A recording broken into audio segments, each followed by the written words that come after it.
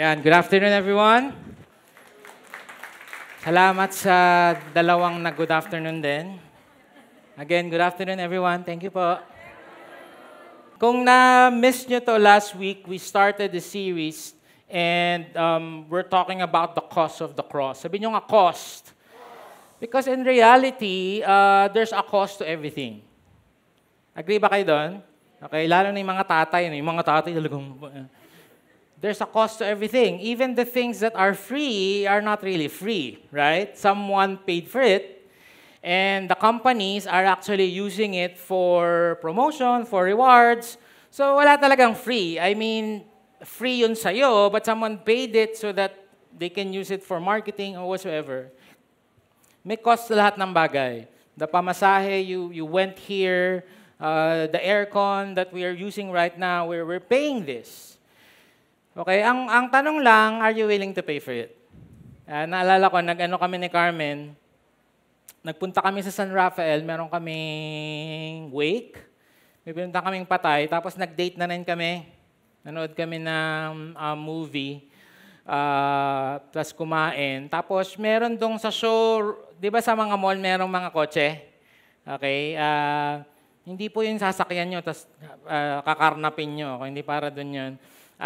Meron doon sa gitna, I will not say the brand anymore. By the way, disclaimer, no? We love our car, hindi po kami naghahanap ng car. Na-amaze lang talaga ako sa mga ganyan. Alam ni Carmen yun. So punta ako dito. Mahal talaga yun, yung car na yun. Limited edition, I think, wala sa Pilipinas yun. Maybe a few. So, wow! Sabi ko, talaga napasigaw ako. Sabi ko, wow, love, ang ganda! Tapos, hinahawakan ko pa lang yung, yung pintuan ng kotse, yung si ate girl na staff, sugod bangus. Binigyan na kagad ako ng price list. Parang, teka nga, hinahawakan ko pa lang eh. Talagang binigyan na ako ng price list. So siguro parang babasagin ko na ito, mukhang walang pambili. So nakita ko na kagad yung price list. As in, literal na hawak ko pa lang yung, gusto ko sana pumasok sa loob and all. So, pasok ko pa lang, napalunok talaga ako ng laway nung nakita ko yung presyo. Okay, pero syempre hindi tayo papahalata, boss. Hindi tayo papahalata eh. Ang gwapo-gwapo natin, hindi ba? So, sabi ko, pwede naman, pwede. Pwede daw, no? Kaya naman, kaya. Di ba tinuruan ko na kayo, paano kayo makakaalis sa mga ganong sitwasyon? Okay? Una, tanungin mo kung may stock. Kuya Eli kasi malamang wala. Okay? Kasi gusto ko na siyang iuwi ngayon eh. Ganon. So, pwede na ba? By the way, hindi kami pumupunta sa mga showroom na ganyan. Kasi pag may kailangan ng kotse, pinatawagan ko lang ang sekretary ko, pinapadeliver sa bahay. Gusto ko niyan, deliver niyo sa bahay. So, meron daw, may stock. Okay, meron po. So, ang sunod, tanong mo kung anong mode of payment. Ay, wala kasi akong cash. Pwede po card. Okay? Pwede ba gold na kasi pang gastos namin sa bahay, gold gold bars. Okay? Tapos pag wala pa din, maghanap ka na ng kakaibang kulay, di ba? So, meron ba nitong kalahating pink, kalahating blue? Ganon. So, ay, wala po. Ay, sayang. Gusto ko na talagang iuwi, no? And again, the point is, medyo basag trip si ate girl. Okay? Pero, once I saw the cost, and again, I'm not saying wala kaming pambili. I mean, if yun yung gusto ni Lord, yes, okay? But nakita ko yung cost, this is not for us. This is out of our price range, okay? Maybe, okay, in a different universe. I remember yung may nabasa akong magazine about or in article rather sa internet na yung sa mga Apple stores pala, ang ginagawa nila is that yung mga laptop screen, medyo hindi nakabukas ng todo. Baka ganyan ng konti. Siguro nabudol na rin kayo. Kasi what you're gonna do is you're gonna touch it and you're gonna align it to your face. But once you touch it, that's it. Pag nahawakan mo yung premium materials, nahawakan mo yung magnesium alloy, the aluminum, nahawakan mo yung keyboard, man, I have to buy this. Okay? Only to find out, pag tinanong mo, magkano po to? Sir, kailangan mong benta kidney mo. Do you get that? So, my question is, would you rather know the cause beforehand? Are you the type of person, okay, taas na lang kamay. Sino dito gusto, alam mo na yung presyo sa una pa lang. Taas kamay? Okay? Bago ka mabudol, okay? Or bago ka, ang dami ng laman ng groceries cart mo, tapos mahal pala, di ba? So, kaya yung iba sa atin, nagpa-price check muna, di ba? Kada isa, price check. Naku, mas mahal to ng 30 cents. Ayoko nito, di ba? So, sino dito gusto mo after? After. Meron ba? Sino dito? Money is not an issue. Ayan. Meron bang gano'n? Yung parang kahit million pa yan. I don't know about you, but para sa akin, I'd rather want to know the cost beforehand. Kasi, para ma-assess mo, ma-evaluate, kaya mo ba? Sabi ng Bible, who are you here desiring to build a tower or to build a house does not first sit down and count the cost, whether he has enough to complete it. I'm sure maybe most of us nagpagawa na ng bahay, okay? Siyempre, tinanong mo yung contractor or yung architect, di ba? Mga magkano po ito? Ganun ba? Ay, hindi yun exacto, give or take, right? Pero somehow you have a ballpark figure. How much are you gonna spend? And you're gonna decide if you're willing to go through with it. Okay? Hindi yung gusto ko kasi 4 bedrooms, may swimming pool, may basketball court, tas 10 square meter lang yung lupa mo, di ba? Parang, boss, medyo mahirap, boss, di ba? So this is a good principle. Alamin muna natin, kaya ba natin, so that we can go through with it. That's why we have this series, the cause of the cross. So that we will know what it takes to really follow Jesus. 100%.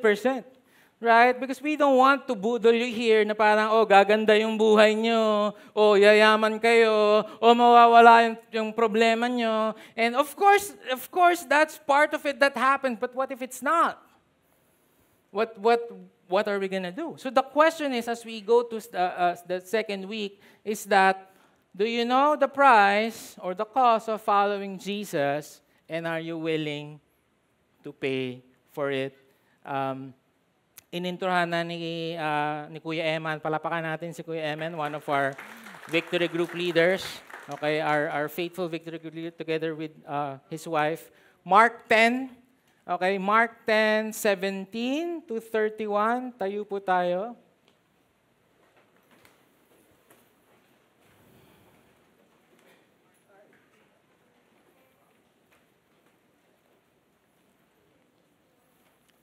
So, babasahin natin ng isang buo. Kung hindi pa natin nabasa itong story na to, so we'll get a glimpse of what happened, and then we will go back and then dive deeper to what's really happening.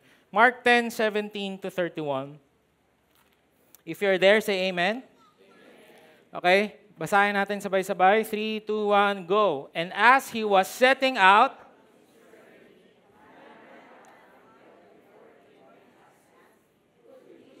what must I do to inherit eternal life?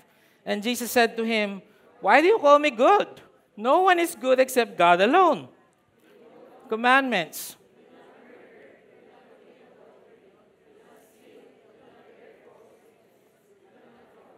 Honor your father and mother. And he said to him, Teacher, all this I have kept from my youth.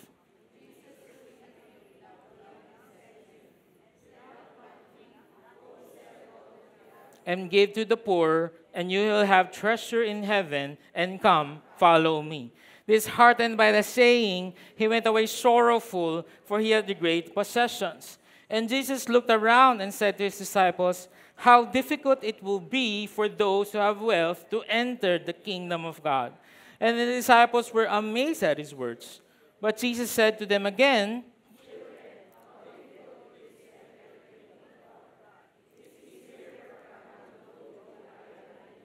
than for a rich person to enter the kingdom of God. And they were exceedingly astonished and said to him, then who can be saved? Jesus looked at them and said, with man it's impossible, but not with God, for all things are possible with God. Peter began to say to him,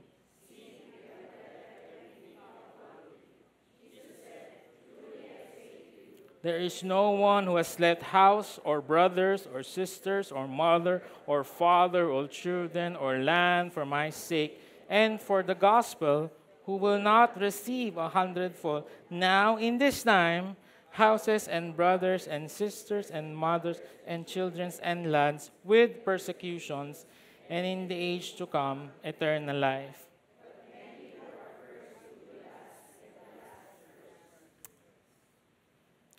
This is God's word. Holy Spirit, I pray, Lord, this is the year of transformation, another opportunity to transform our hearts, to uproot greed, to uproot selfishness, to uproot being self-centered, Lord, para mabayaran namin yung cost to follow you, God. Salamat, Lord. I pray you will be the one that's going to empower your word today as we talk about this, God. Thank you, Lord, in Jesus' name. Amen.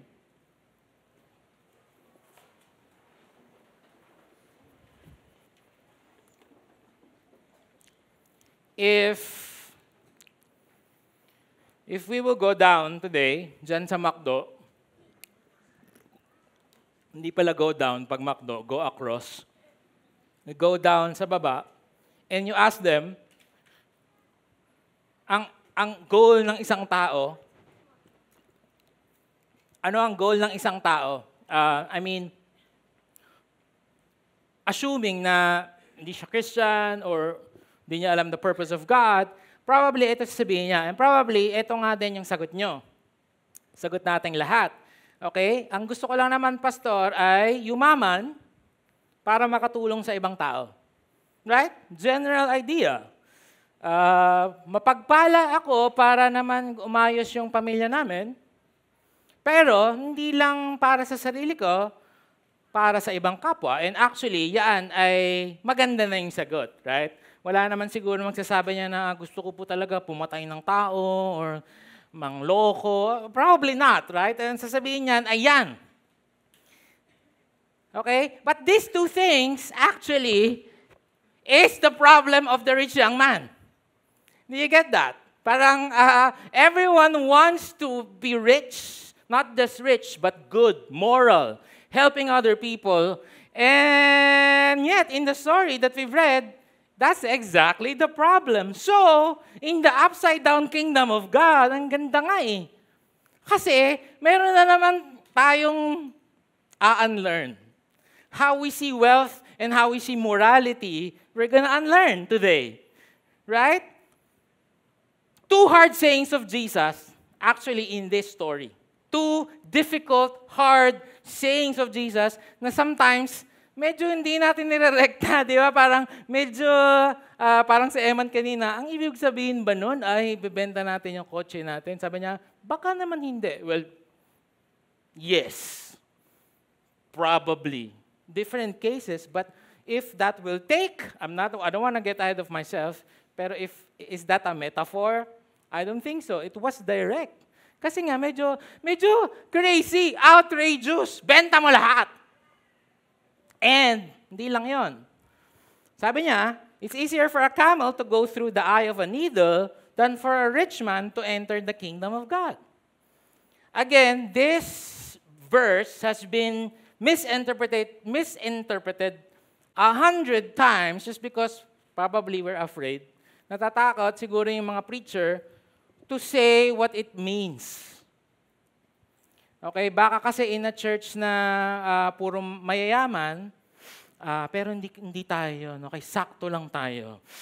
In a church na parang baka mayayaman, parang napakabigat yatang sabihin mo na mabuti pa ang isang kamelyo pumasok sa loob ng butas ng karayon kaysa sa isang mayaman na makapunta sa langit or to inherit the kingdom of God. Tingnan mo nga yung katabi mo, mayaman ba yan?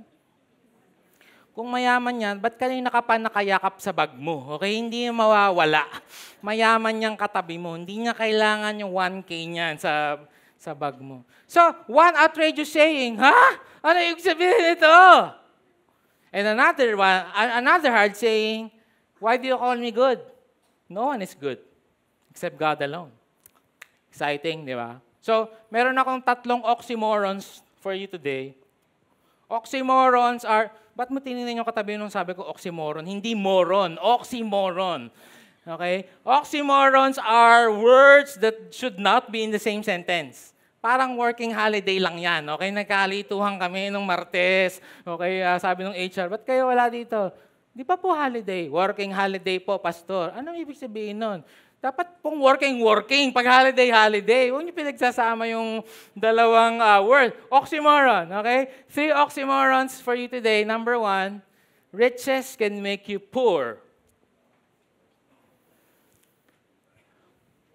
So let's start. Okay? There's this guy, rich young ruler, went to Jesus Christ, and then ito yung intro niya, why do you call me good? No one is good except God alone. Tingnan natin yung profile ni Kuya from Matthew, Luke, and Mark, yung mga same accounts of this. So he's wealthy, mayaman. He's young, specifically in Matthew 19, sinabi na mayaman siya. And also, he's a ruler. Ruler, di ba magkakatabi yan? Ruler, scissor, tape, mayan. So, guess nyo naman, di ba? Susundan nyo. High status, high influential person. Okay, so in our time, siguro parang ganyan itsura niya. Ayan.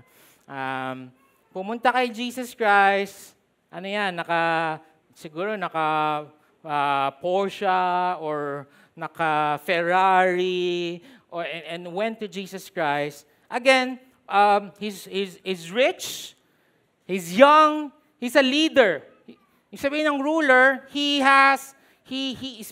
probably leading a synagogue, probably leading a government office or some sort.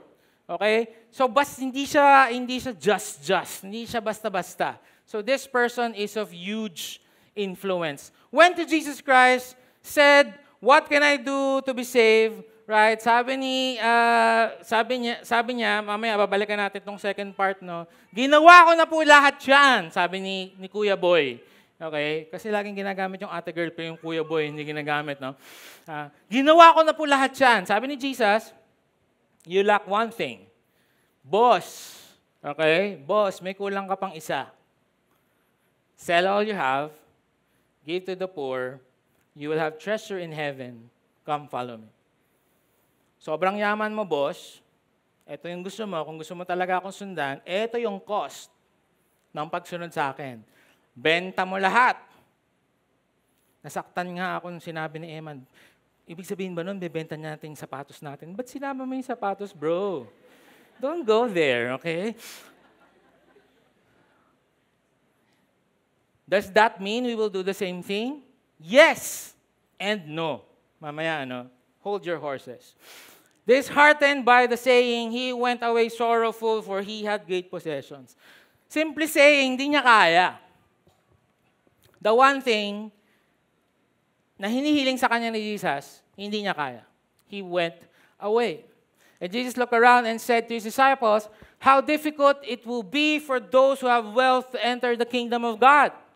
Sabi ni Jesus, napakahirap naman sa mga taong mayayaman na makapasok sa langit, na maka-inherit ng eternal life. And the disciples were amazed at his words. Nagulat sila. Alam niyo kung bakit? Because in Judaism, wealth is always connected to the favor of God. Ibig sabihin, if something is not good financially in your life, ibig sabihin, wala yung favor ni Lord. So, first time nilang nadinig na, napakahirap sa isang mayaman na hindi maligtas or hindi magkaroon ng relationship kay Lord. Example, si Job and his so-called friends. Di ba si Job napakayaman? Pakayaman ni Job, napakaraming cattle, lupain, and business. Sa isang iglap, tinesya ni Lord, kinuha lahat. Matik, yung kanyang friends, si Eliphaz, si Bildad, tsaka si Zophar. Si Zophar, malayo kasi lagi yan eh. No, kaya hindi siguro naririnig. Etong so-called friends niya, sabi, Job, may kasalanan ka kasi.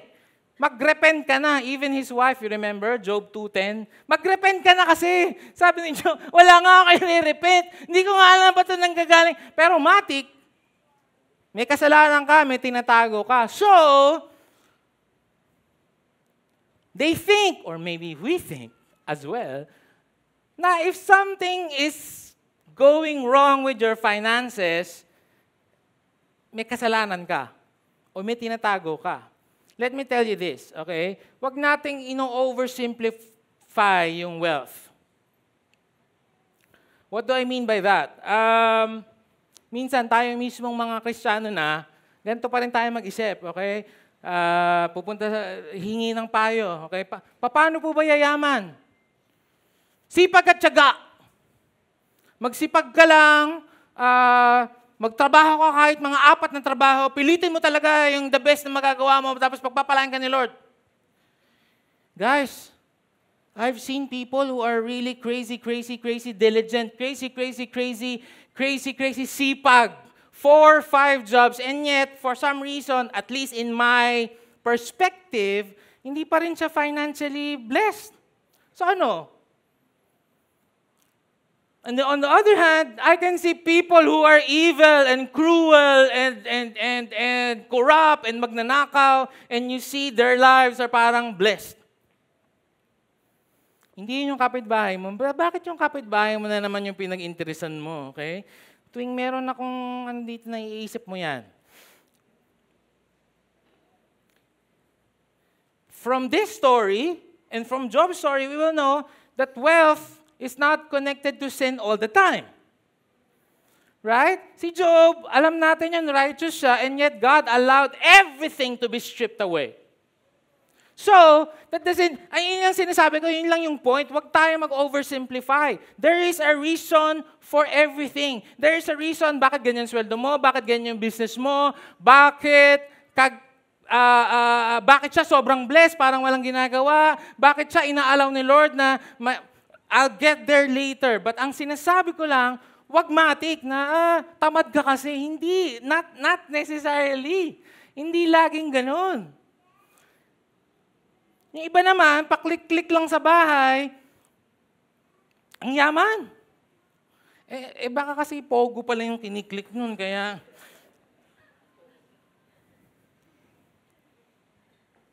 sabi ni Jesus, it's easier for a camel to go through the eye of a needle than a rich person to enter the kingdom of God. What does this mean? It's exactly what it means. Kasi, wealth, guys, is hindi siguro ito mawawala sa top 3 natin. Tayong lahat. Okay, maybe that's not your number 1, pero lahat tayo, we are thinking about wealth. We're thinking about money. We're thinking about our children. We're thinking about how you will go to college. We're thinking about paano na next year, sino magiging presidente, all of us. And what Jesus is saying, this could be the ultimate hindrance for you to go to Jesus.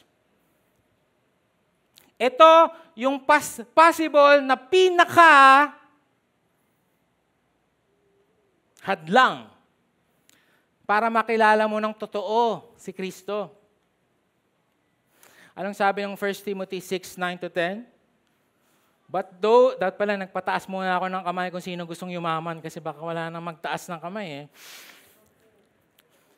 But those who desire to be rich fall into temptation, into a snare, patibong. Okay? Into many senseless, walang kwenta, and harmful desires that plunge people into ruin and destruction. Hindi pa bayad yung iPhone 15 mo, boss. Nag-order ka na naman ng iPhone 16. Pastor, maganda po kasi yun pag madilim. O kasi wala ka ng kuryente, pinutulang ka na. Kaka-credit card mo. Senseless. Harmful. For the love of money is a root of all kinds of evils. It is through this craving that some have wandered away from the faith and pierced themselves with many pangs. Yung iba, di ba, parang, ang demonyo, pinaparusahan ako. Ang demonyo, pinaparusahan ako. Sabi by the way, yung demonyo ay hindi po omnipresent. Ha? Ibig sabihin, pwedeng nasa Quiapo siya ngayon, wala siya dito. Nasabi sa inyo, ba't ako na lang lagi may kasalanan sa buhay mo? Pierce themselves with many pangs. Marami daw na problema natin sa pera ay dahil sa ating sariling kagagawan. Okay? Huwag po kayo magalit sa akin, yung Bible po yung nagsabi. Si Paul. Okay, magalit kay Paul sa langit kung nandun ka. Okay, nandun ka. Relax ka, kinabahan bigla. Joke lang, joke lang. Money can trick us na ako ay self-sufficient na. That I don't need God. Hindi ko kailangan ng Diyos. Kaya ko nga pakainin yung buong Pilipinas Versus someone na walang makakain mamayang lunch, di ba? Anong gagawin nung walang kakain mamayang lunch? Magpe-pray talaga yon. Lord, pengi naman pong pagkain. Pero yung may kakainin na ng isang taon, baka hindi mag-pray. I'm not saying ikaw yon.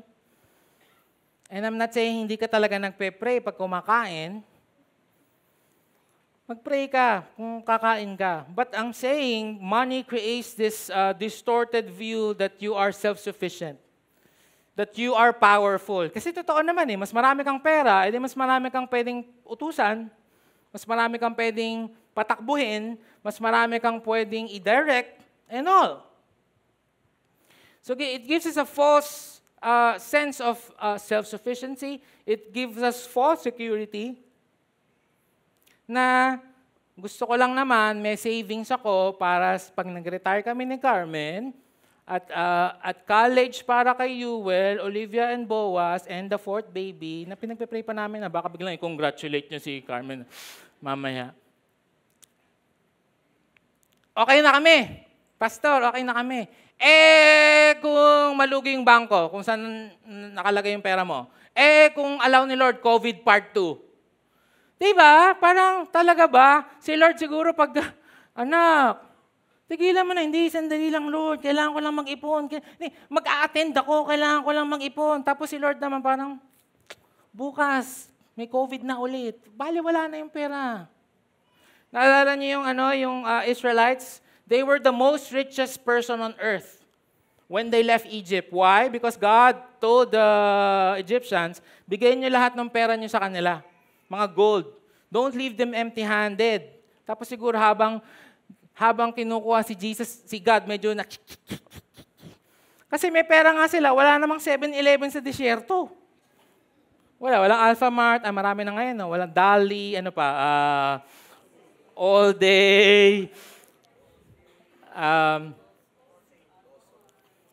Joners, faithful sa mga taga-Bukawi. So, wala. Tinuruan sila na magtiwala kay Lord completely, 24/7. Bakit? May pera sila, wala ka naman pambibili, wala kang bibilan. And ultimately, it can be your idol. Why? May dignity ka Mas mayaman, sigurado, sa tingin mo, ang taas mo na. May dignidad ka. May satisfaction ka. Right? And you think you own the world. And yes, at some point, yes.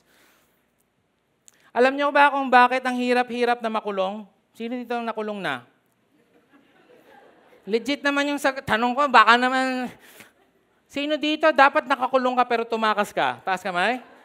Trick question. Okay, may mga pulis dyan sa likod. Actually, hinahanap namin kayo. Alam niyo kung bakit ang hirap-hirap sa kulungan? Kasi you're stripped of everything Kaya it doesn't make sense yung nasa kulungan ka nga, tapos nagagawa mo naman yung gusto mo, di ba? Parang pag may papabili ka, makakabili ka. Pag may gusto kang TV, bibigyan sa'yo doon. Hotel yung tawag doon. So the reason why it's hard for a prisoner is because he's literally stripped of everything. He cannot do anything, have no control over everything.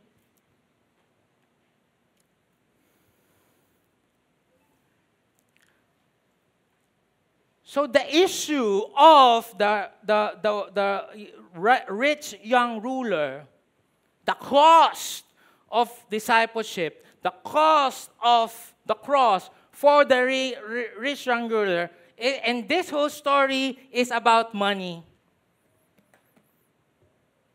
But also, it's not about money. Yung mga iba, Pastor, mahirap yung nawawala ka ng 2 linggo. Kung ano-ano na naman yung mga pauso mo. So, this story is actually about money, but at the same thing, not about money. I'll tell you later.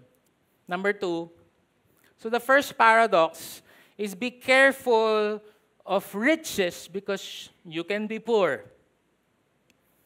Be careful of being good because you can be bad.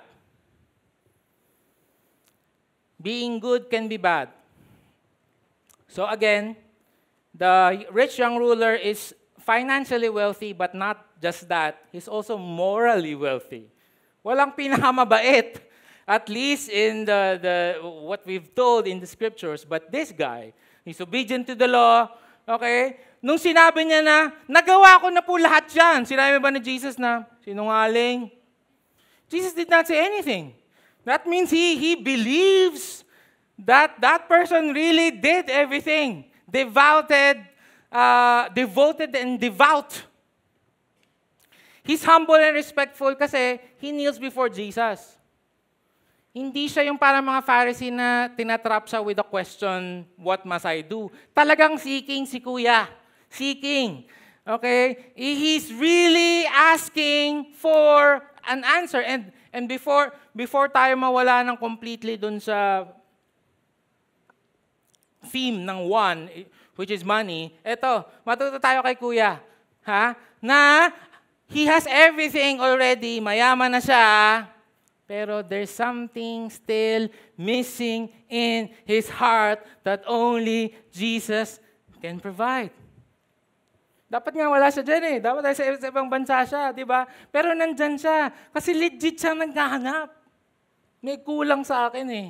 Kaya pumunta siya kay Jesus Christ. Went to Jesus Christ, knelt down and said, "Good teacher," eto na. Dito niya na makikita. "What must I do?"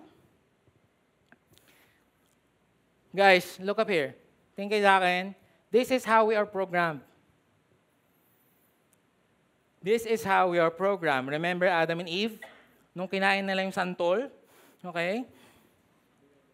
Ano ang kanilang matic response? Lumapit ba sila kay Jesus na, "Lord, patawarin niyo kami. Sorry, nagkamali po kami." No. Automatic response, anong gagawin natin? Nakahubad tayo. Do. Works. Gawan ng paraan mindset. That's our program. There is something that I can do to help myself. Siya rin, yung tanong niya, ano ang pwede ko pang gawin? Kasi nagawa ko na lahat. Pero feeling ko, hindi pa rin. May kulang. Ano ang pwede kong gawin? And if we're not careful, ganito rin tayo. Tuwing may problema sa marriage, tuwing may problema sa pera, tuwing may problema sa relationship, tuwing may problema sa mga anak, ang unang question, anong gagawin ko? Pumunta ka muna kay Lord.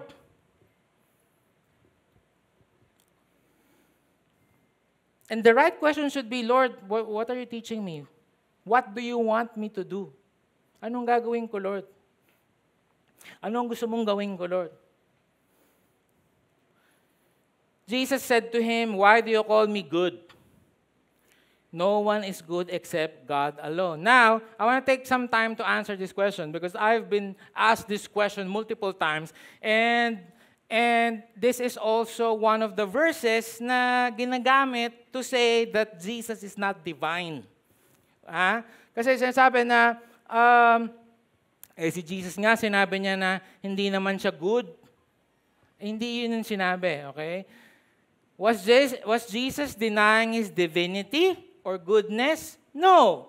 The consensus of Christian teachers is that Jesus never intended to deny being good or being God. He did not say, "I am not good," but instead asked, "Why do you call me good?" A very different approach. This was a rhetorical device. Okay? Jesus did not put himself outside of being good by this remark. Rather, he was prompting the man to reflect on the significance of calling someone good. In effect, Jesus is saying, do you realize what you imply by calling me good? God alone is truly good. Okay? Ganito. Nung lumapit sa kanya yung rich young ruler, sabi, good teacher. Hindi niya sinabing, don't call me good, I am not good. No. It's a rhetorical question. Sabi niya, why do you call me good? What's your definition of good? And remember, he is a teacher. He is a man. And this person is already attributing na ikaw ay good. So sabi ni Jesus, ano ang definition mo of being good? And in fact, the whole thing, yan ang program mo. Kasi ikaw, as we will learn later, you have done all the good things in this world. But, magkaiba, again, how we see wealth and how we see morality or how we see good works. You know the commandments. Do not murder, do not commit adultery, do not steal, do not bear false witness, do not defraud, honor your father and your mother. And he said to him, Teacher, all this I have kept from my youth. May napansin ba kayo? Alam nyo, gusto ko ito yung pinipreach yung na-preach ko na before. Kasi may mga napapansin ako na hindi ko napansin before. Okay? Ito ang isang hindi ko napansin before. Well, almost all of the things I said kanina, ito pa. Incomplete kaya yan, yung sinabi ni Jesus. Hindi naman yan yung 10 Commandments eh. Right? Jesus just talked about the portion of the 10 Commandments. Remember, 10 yun. Ano yung first commandment? Okay? Lakasan ng mga graduate ng Leadership 113. Babawiin namin certificate nyo. Okay? Ano yung first commandment? 1, 2, 3, go. Anong you shall not kill? Ang aga naman. You shall not have, I am the Lord your God, you shall not have any other gods beside me. Okay? Ba't hindi yung sinabi ni Jesus Christ? Ang sinabi lang ni Jesus Christ is the laws pertaining how we're gonna do to other people. Puro sa ibang tao yan, no? Do not commit adultery, do not steal, do not bear false witness. Tapos, the rich young ruler proudly said, nagawa ko na lahat dyan, bossing! Sabi ni Jesus, alam ko, but you have not done commandment number 1. Because there is something in your life that is your God. You lack one thing, go, sell all that you have, give to the poor, and you will have treasure in heaven. Come, follow me. Bakit ko sinabing this is about money and also this is not about money? Because for the rich young ruler, it's money. But maybe for you, it's not. Sabi nga ni Eman, baka dito yung iba, madali lang mabigay ng pera. I believe. Pero meron pa rin number 1 sa puso mo. The first commandment is the first commandment because it's the first commandment. And it is said that you will only break commandment 2 to 10 if you have broken commandment number 1. Gets nyo ba? Kaya ka pumatay kasi naghari yung galit sa'yo at sa tingin mo na hindi ka kayang pagtanggol ni Lord. Kaya ikaw na lang papatay. Kaya ka nagsinungaling kasi mas mahalaga sa yung reputasyon mo na baka sabihin nila, tamad ako. Sabihin ko na lang, na-traffic ako kahit na late ka talaga gumising. So it's impossible to break all the commandments without breaking number 1. So what's happening here, sinasabi ni Lord, actually hindi mo nagawa lahat ng commandments. You have missed the first commandment. Example, kung hindi mo talaga ito na-break, sige, edebenta mo lahat, follow me. And he can't.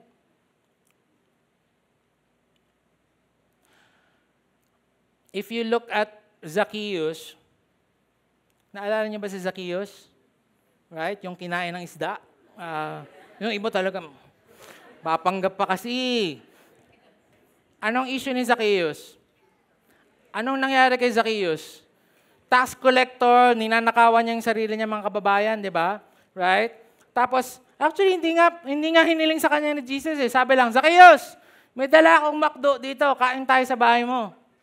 Ang sabi ni Zacchaeus, Lord, lahat po ng ninakaw ko sa soli ko 4 times. Ay, yan ang tama. So, mayaman siya. Pinabenta sa kanya lahat, right?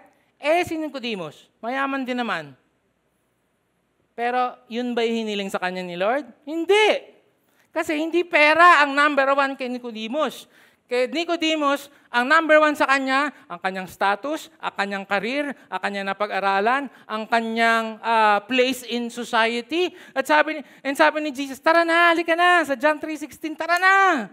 Hindi kaya. So same thing lang. Kay rich young ruler, kay Zacchaeus, sell all you have, follow me, that is the cost. Kay Nicodemus, sell your image, your status, your career, your work. Give it to me. I can't. Abraham. Mayaman din naman si Abraham. About hindi sinabi ni Lord, sell all you have. Anong sabi sa kanya? Give me your son, your one and only son. Take it to the mountain that I will show you. Sacrifice it for me. Whoa! So this is not about money. And there's a lot of things. It could be different for everyone. Kaya ang number 3 oxymoron, to win, you have to lose. In the upside down kingdom of the world will teach you, kunin mo lahat, kunin mo lahat, kunin mo lahat, kunin mo lahat. Ito, baliktad. Benta mo lahat, magpatawad ka, magpagmahal ka, mag-serve ka, magpatalo ka, turn the other cheek, go the extra mile. That's the cost, my friend.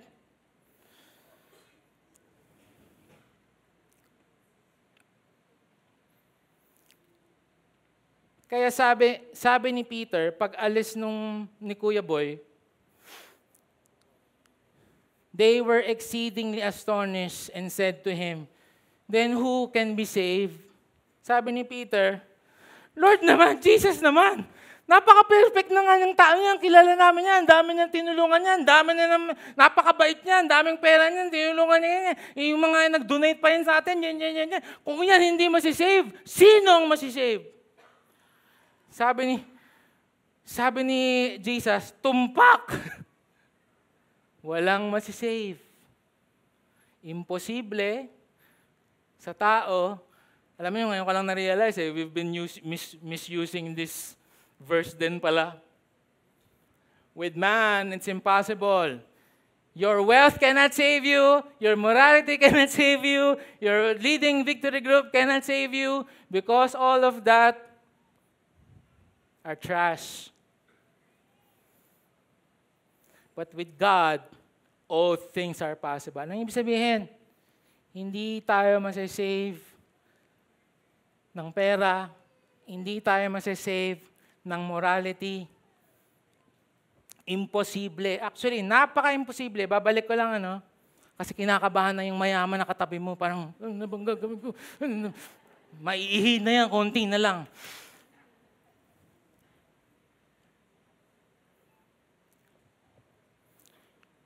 Money could be the greatest hindrance to a person until God shows up and intervene.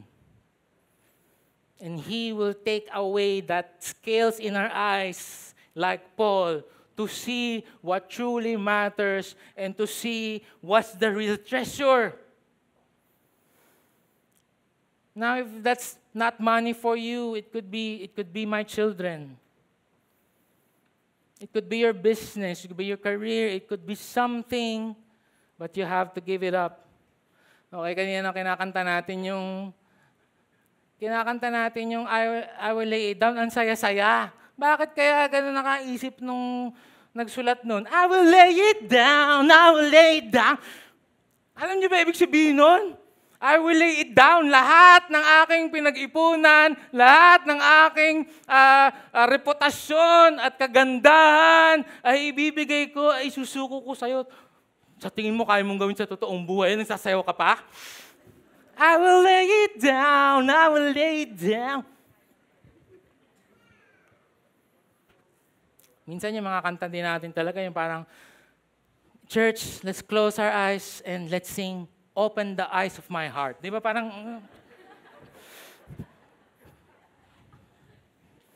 labo eh. Okay, church, let's kneel down.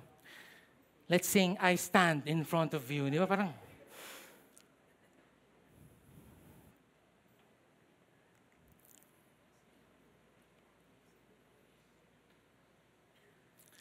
truly I say to you, there is no one who has left house, or brothers, or sisters, or mother, or father, or children, or lands, for my sake.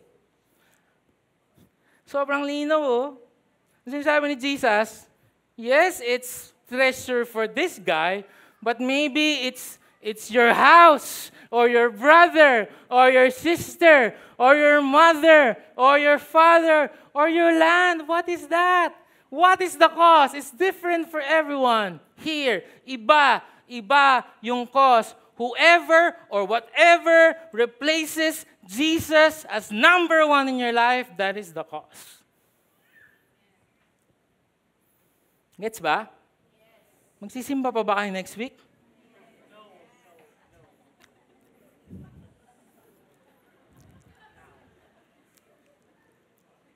Yung iba dito pa, na-invite lang ako eh.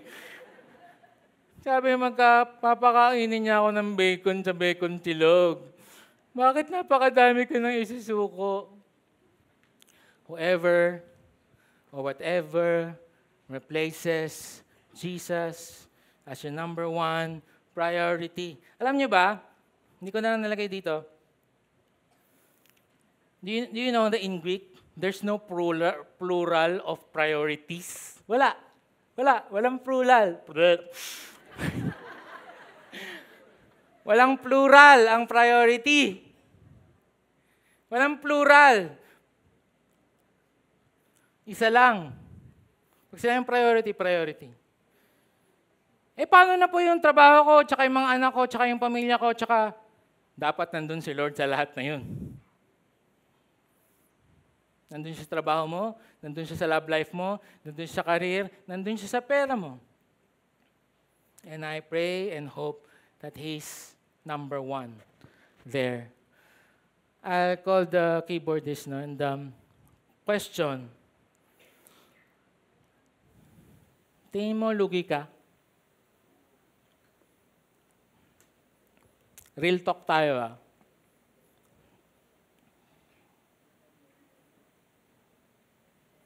I feel like sometimes when you compare yourself to other people,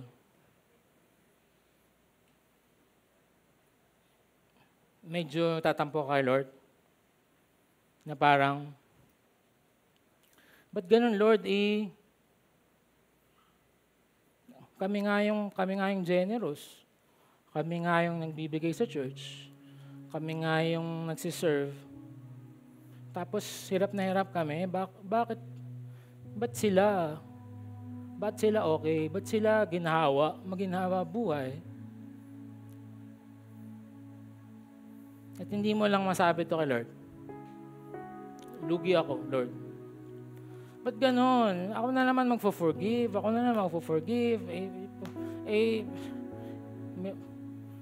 Uulit-ulitin lang niya yan. Kapag ginawa ko na naman yan, patawad na naman ako. Lalo na, pag tinignan mo pa yung wala sa church, di ba parang mas maayos yung mga anak nila. Parang ganun. Minsan kami ni Carmen may ganun eh. Yung, sige, hindi na lang kayo to, kami lang, okay? Minsan may ganun kami ni Carmen, parang, shucks, but parang mas madali pang mag-parent sa kanila, eh wala naman silang Jesus. But ito, ina-apply na namin lahat ng nalaman namin. Parang huli pa din kami, last pa din kami. kulelat pa din kami. O tinignan mo yung, papagawa na naman ng bahay. Nagpapagawa na naman ng bahay itong si tita mo or si pinsan mo. Tapos, tita, happy for you. Pero galing sa ilong, di ba? Parang, tita, congratulations. Kasi nakita mo yung mga kabatch mo ng high school na ang gaganda ng trabaho. Do you feel that way? Wala talagang sasama sa akin sa pagka... Well, if in case that's what you're feeling, look at what Jesus said after. Truly, I tell you, there's no one who paid the cost, who had given their money, their brothers, their fathers, their mothers, their sisters, lands, for my sake, will not receive 100-fold now in this time. Houses and brothers and sisters and mothers and children and lands with persecutions, and in the age to come, eternal life. But many who are first, actually siya lang ginaya ko, siya talaga unang nag-oxymoron. But my first will be last, and the last first. So sa tingin mo kulelat ka, congratulations! Dapat lang talaga kulelat ka. Dapat lang talaga kulelat tayo. Kasi as we're being, ang hirap talaga eh. Diba yung parang, totoo ba? Magta-tithe pa ba ako talaga? Totoo ba? Bibigay ko pa rin to. Parang para sa amin na to eh. Totoo ba? Papatawarin ko pa rin. Parang nakakahiya naman niya. Ako na naman. Kulelat? Yes. But as you allow the Lord to make you last, He will make you first. He will make you first. Anong gusto mo? Mauna? Gusto mo mauna? You want to be first? And many in the world are first. But sabi ni Lord, and I do not wish this on them, but the Lord says, they just think that they're first, but in the age to come, they will be last. Lagi ko itong sinasabi, what's the life expectancy of a person? 80 years? Worst case scenario, naghirap ka ng 80 years in this world. Ano naman yun compared to eternity, brother?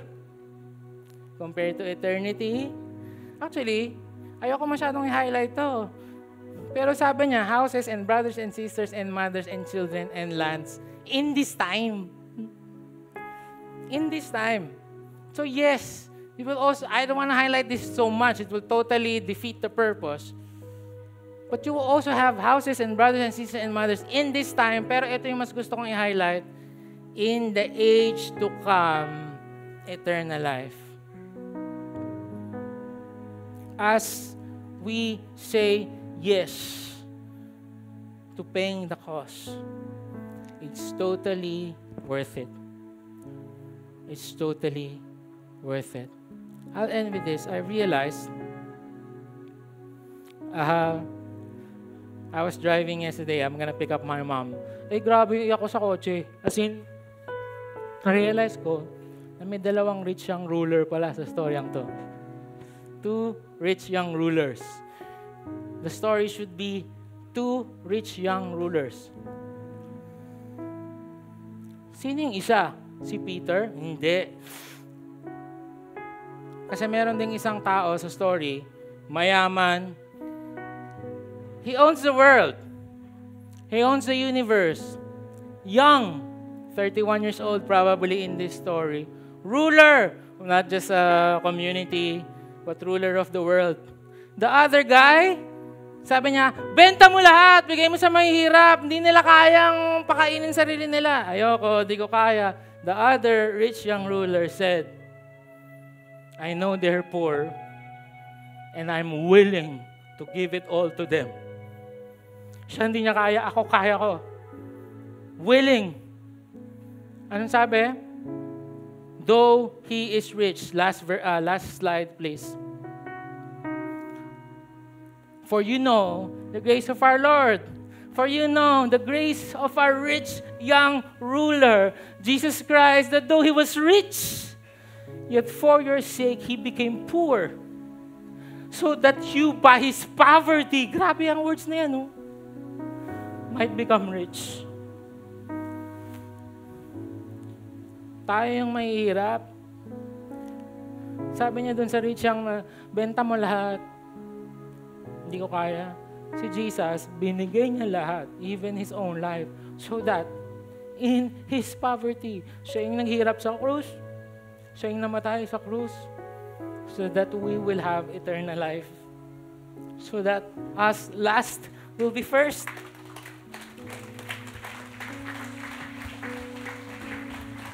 Ayaw niyo po ba nun? Close your eyes.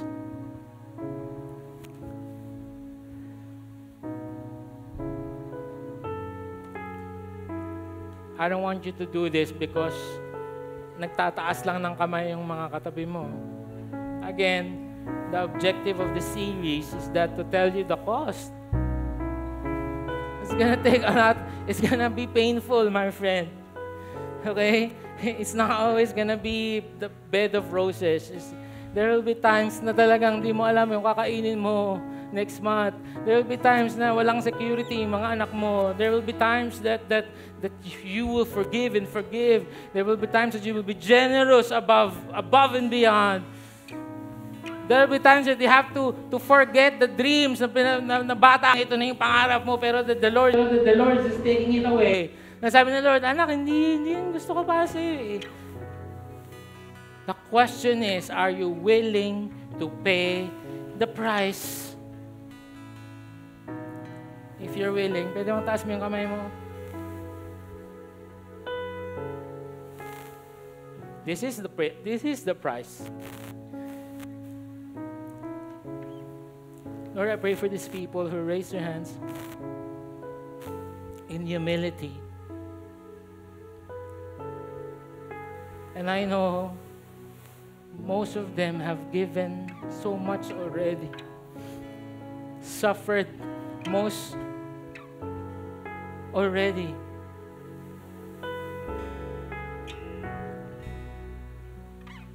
And they're willing to pay the price once more.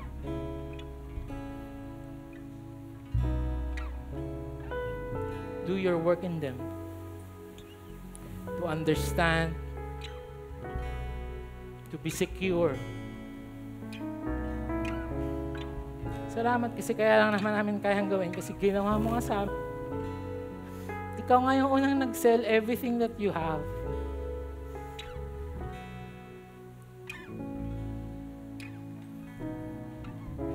Secure us. Give us courage to face this world that will laugh at us. This world that will say, mga baliw. Because we know the cost and we're willing to pay it. Thank you, Lord. Can you stand up? We will worship the Lord.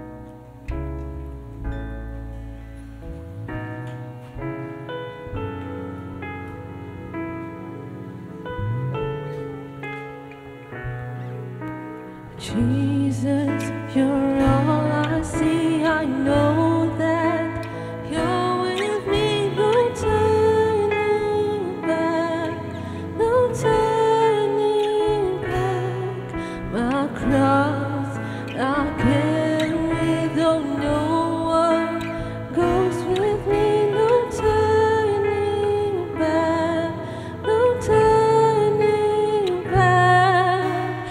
Jesus, you're all I see. I know that you're with me. No turning back, no turning back.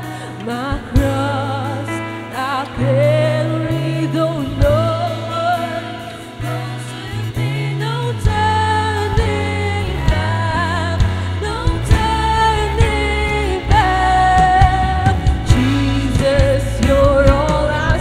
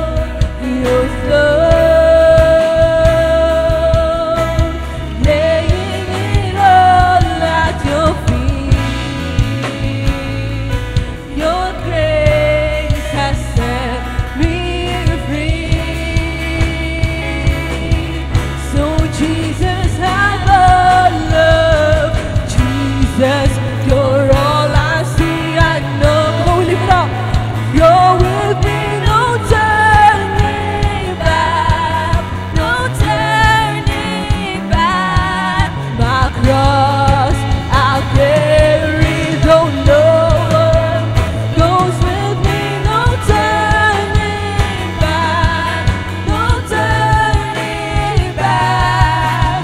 Jesus, you're all I see. I know that you're with me, no turning back, no turning back. My cross I'll carry, though no one goes with me, no turning back, no turning back. Oh, Jesus, Jesus, you're all I see. I know that you're with me, no turning back, no turning back.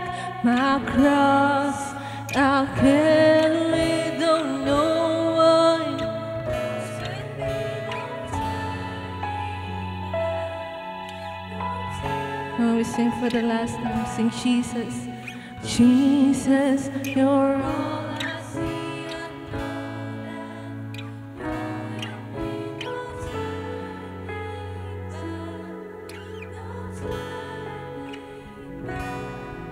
my cross I'll carry, though no one goes with me, no turning back, no turning back.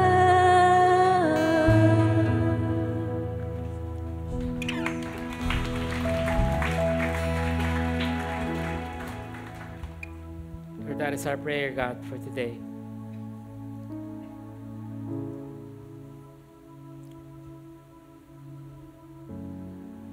To not just have a part of us. Sunday lang, Sunday morning, early morning. But Lord, we live, we breathe because of you. Lord, we surrender our hearts to you today. Tanggalin mo lahat ng idols namin in our hearts so that you will be number one.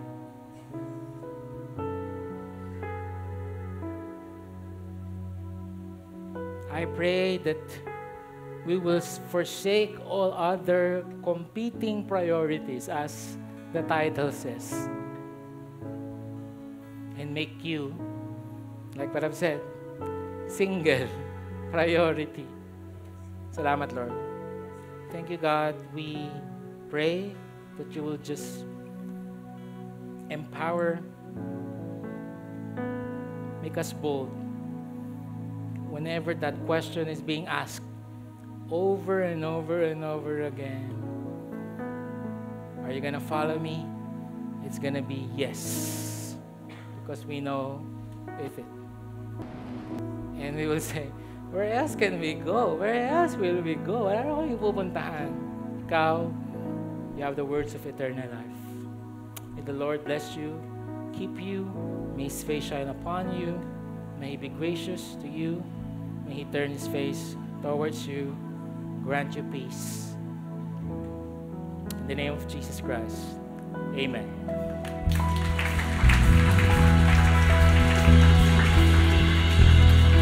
You are sent out to the world. God bless you. We'll pray for you here. Okay? See you next week.